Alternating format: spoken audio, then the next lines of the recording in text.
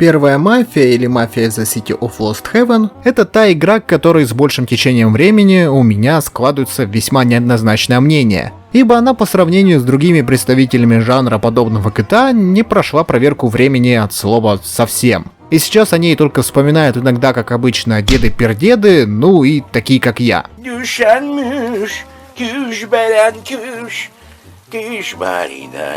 Хотя не все так уж и плохо, так как для новых игроков подогнали более-менее приемлемый ремейк, который, конечно, очень заскриптованный и кривой, однако, если сравнить новую мафию с другими переизданиями, то она в принципе еще не так уж и плоха. Так что, если кто-то хочет ознакомиться с классикой в новой обертке, то это в принципе неплохой вариант, поскольку оригинальная игра вышла настолько душной и кривой, что это просто железобетонный пиздец. И тут дело даже не в том, что она просто от времени такая старая и кривая, потому что та же самая GTA 3, которая вышла раньше Мафии на целый 1 год, как по мне до сих пор неплохо выглядит, да и играется тоже, хоть в ней геймдизайнерские решения все-таки также успели устареть. Тут по большей части Мафию саму такой сделали. Да блять! Поскольку если погружаться в историю создания, то в начале игра должна была быть аналогом драйвера под названием Гангстер. А потом из-за переосмысления проекта командой было принято решение все переделать с нуля. Абсолютно все, даже движок. И в конечном итоге игру запилили за 2 года, что по тем временам было очень мало, поскольку многие разработчики годами делали новые движки и игры на них. Поэтому игра и получилась такой топорной. Но все же, по какой причине первая мафия смогла получить культовый статус и стать целой франшизой, имеющей за собой трилогию? Ответ очень даже прост. Сюжет, кинематографичность и атмосфера 30-х годов. Да, это 3 аспекта, которые смогли зацепить тогда еще неискушенных юных геймеров.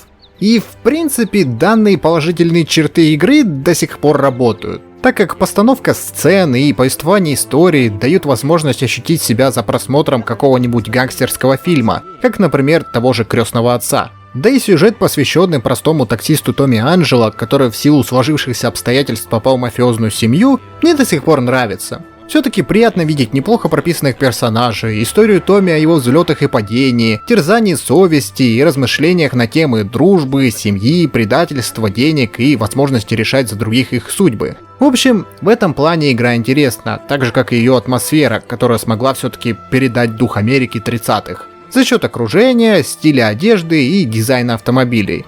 Хотя город, как самое основное место, где игрок больше всего пребывает, на данный момент выглядит картонно и немного мертво. Но игра всеми силами старается сделать так, чтобы ты во все происходящее на экране смог поверить и погрузиться в этот мир с помощью внутриигровых правил, деталей и ограничений. В первую очередь игра вам не позволит, как GTA, на полной скорости колесить по городу и сбивать все и вся на своем пути, поскольку вы в конечном итоге или разобьетесь, врезавшись в столб, или вас пристрелит полиция, которая на самом деле здесь очень лютая. Ибо даже за превышение скорости и пересечение светофора на красный свет она вас попытается остановить и выписать штраф, из-за чего приходится адаптироваться и ездить под блокировкой скорости, чтобы не возникла такая вот ситуация.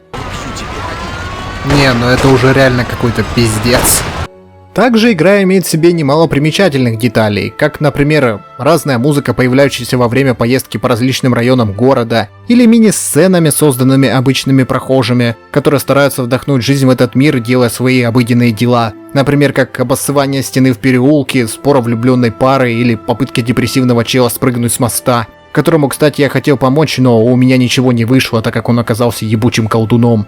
В общем, разработчики старались различными способами как-то разнообразить этот мир. Хотя, как по мне, у них это лучше всего получилось с вариативностью прохождения миссий, поскольку игроку доступно множество возможностей пройти одну и ту же задачу различными вариантами.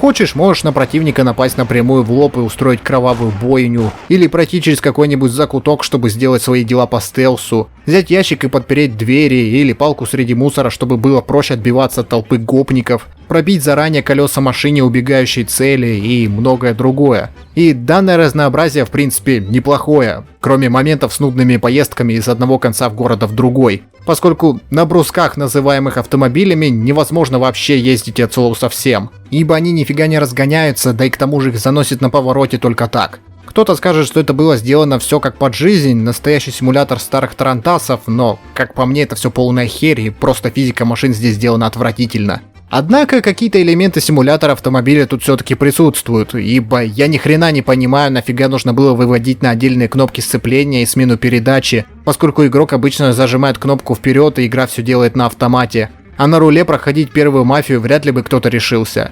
Хотя, может, я чего-то не знаю, есть любители заняться полным мазохизмом, прокручивая Томми на автомобильной баранке, засунув рулевой вал ему прямо в жопу, так как сам Томми по управляемости не уступает четырехколесным поленам, потому что он сам ощущается по управлению как полено. Громоздкий, неповоротливый, бегает медленно, да и действия выполняет так же. В акробатику он тоже не силен, поскольку как бы он ни перекатывался, все равно его туша 100% поймает какую-нибудь пулю. А на пулю у Томми жуткая аллергия, так как он умирает всего лишь с пары попаданий. Поэтому самый простой вариант здесь выжить во время перестрелки — это тупо шкериться и ходить на картонах как гусь в поисках аптечек, которых на уровне реально днем с огнем не сыщешь.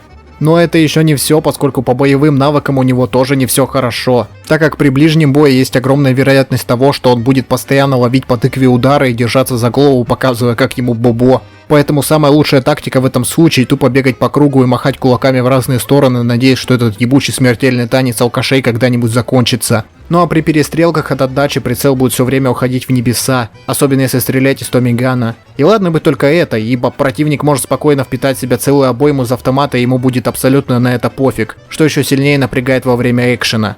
Хотя в какой-то степени такая геймплейная кривизна добавляет тоже разнообразие в прохождении, поскольку ты не всегда знаешь, какой пиздец тебя будет ждать на следующем повороте, а поворотов в этой игре достаточно. Ибо в Мафии есть миссии, при упоминании которых у игравших возникает всего лишь две реакции – в виде боли и страдания.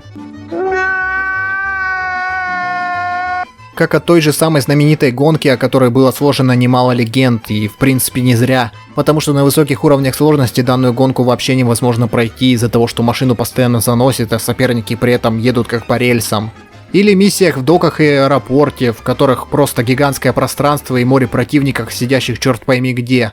Хотя это еще не самое ужасное, поскольку из-за огромности локаций, фигового указателя в виде стрелки компаса и лупоглазого радара, как в подлодке, ты вообще нифига не понимаешь, что тебе нужно делать и куда идти, что приводит в конечном итоге к печальному зрелищу в виде часовой прогулки в поисках того не знаю чего.